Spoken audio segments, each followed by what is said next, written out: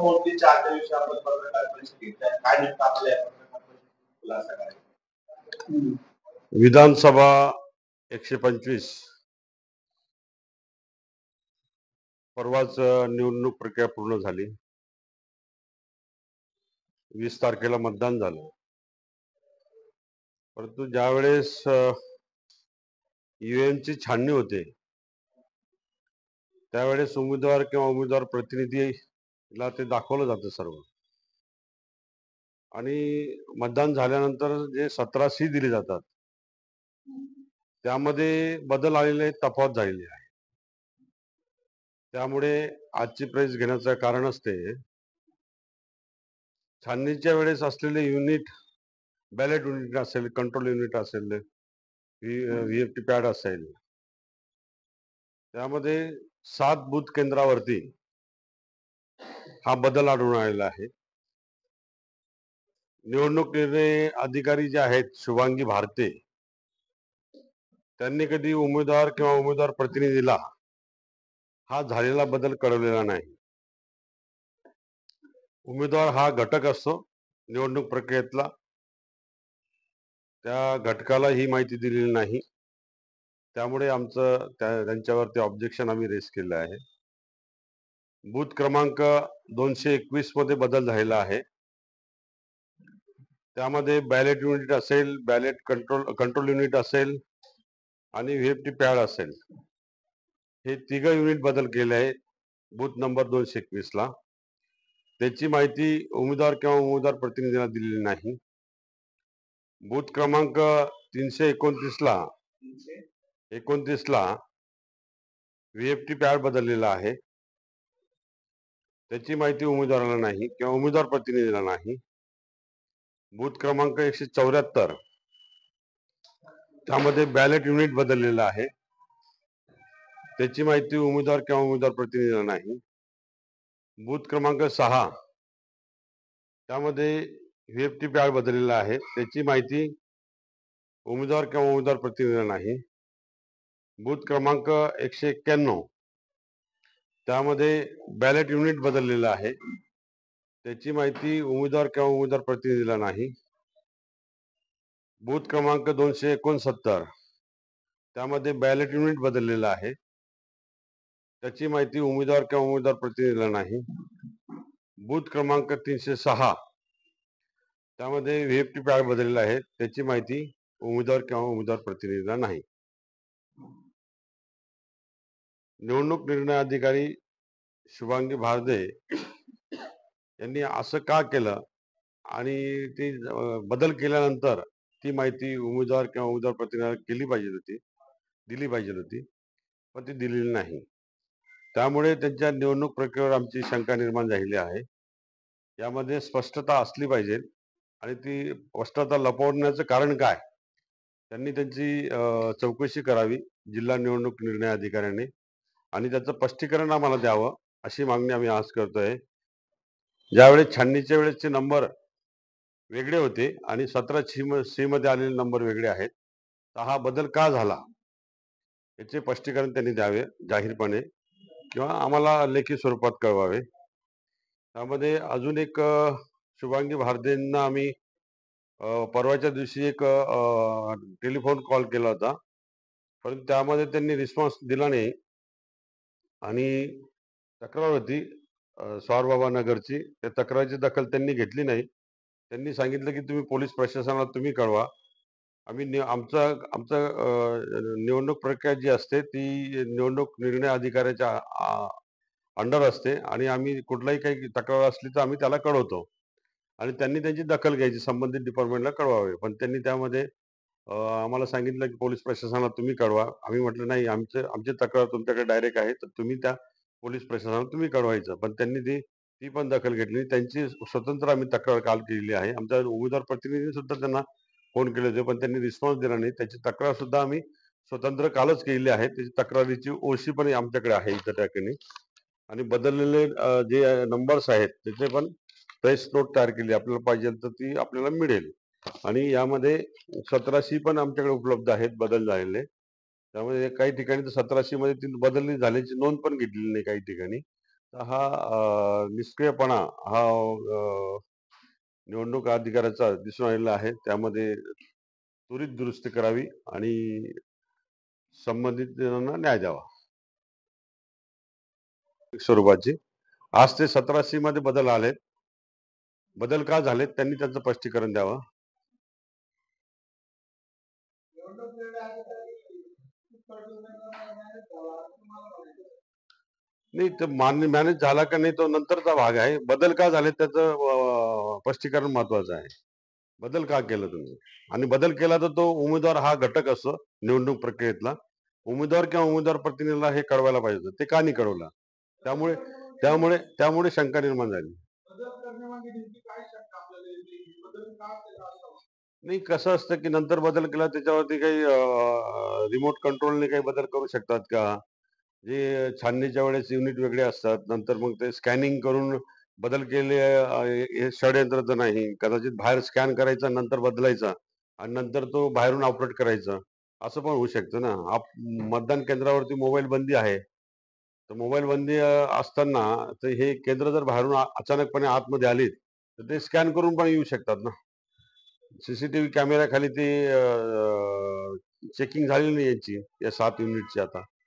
त्याच्यावर आम्ही शंका निर्माण केली. आमच्या समोर जी छाननी होते, ती छाननी सीसीटीव्ही कॅमेरा इन कॅमेरा होते. आता हे जे 7 युनिट आहे, इन कॅमेरा छाननी झालेली नाही याची.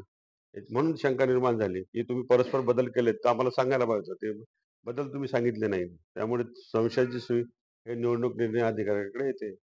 छाननी नेमकी तुम्ही कुठली म्हणताय आणि हे बदल झालेले तुमच्या कधी लक्षात आलं? हां. आणि छाननीच्या वेळेचे नंबर वेगळे होते.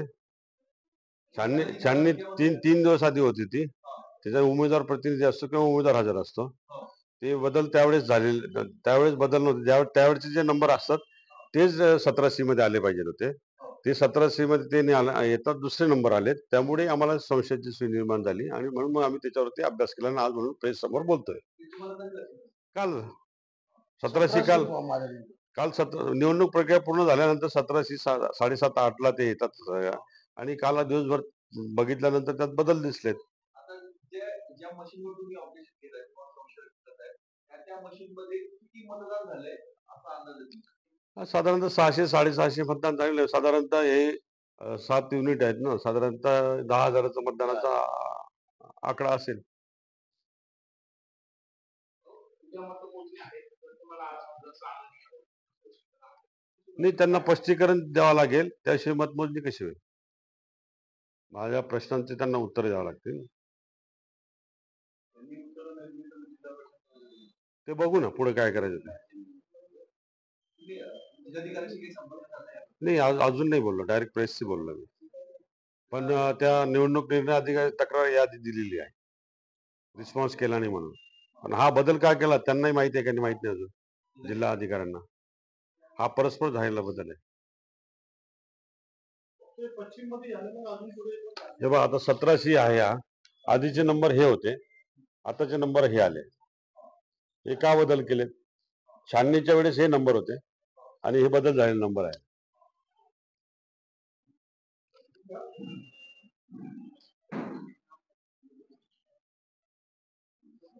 कुठे तुम्हाला मतदानामध्ये काही बिघाड यंत्रामध्ये बिघाड झाली वगैरे अशा काही तक्रारी नाही आल्या? हे कसं गोपनीयता असते. निवडणूक प्रक्रिया ही गोपनीयतेचा भंग झालेला आहे.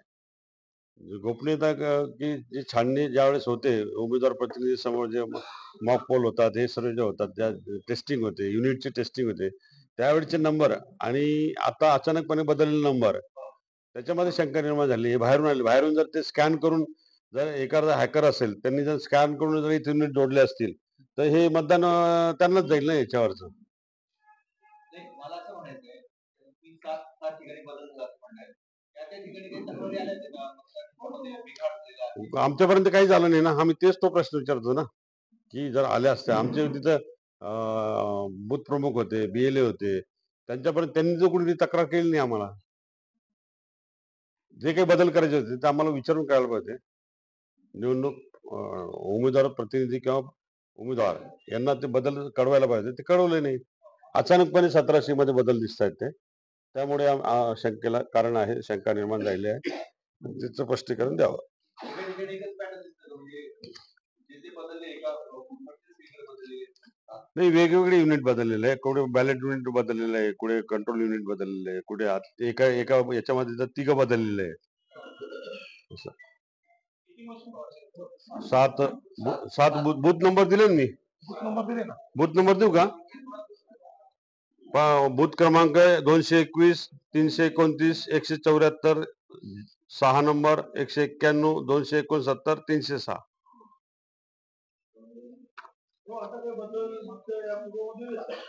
ते मी तपासलं नाही अजून.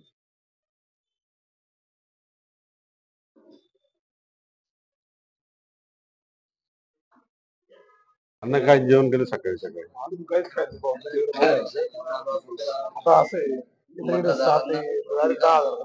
आणि हा दुसरा एक मुद्दा महत्वाचा राहिला.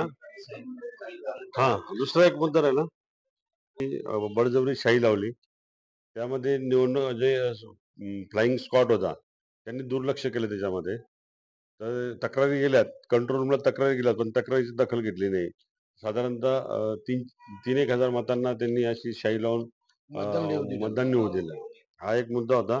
दुसरा की टेंडर वोट म्हणजे जिथं बोगस वोटिंग झालंय त्या ठिकाणी चॅलेंजिंग वोट केलं, टेंडर वोट केले. 157 टेंडर वोट झाली. निवडणूक प्रक्रियेमध्ये 157 टेंडर वोट कसे झाले आणि त्यामध्ये डबल वोटिंग का झालं ते संशोधनाचा भाग आहे. डमी त्याची पण चौकशी व्हावी.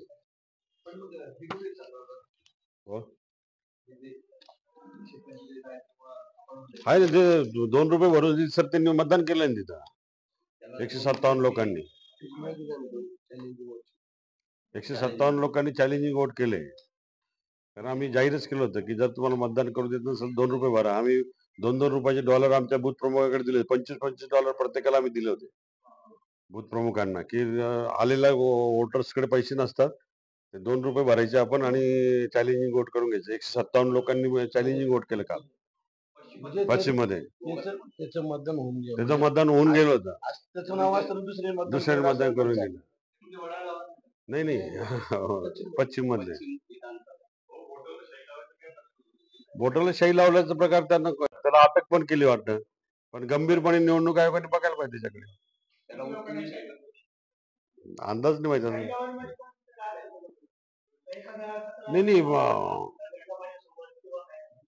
नाही अनेक लोक बोललेत ना असे, आणि मीडियाला पण आलं ना ते.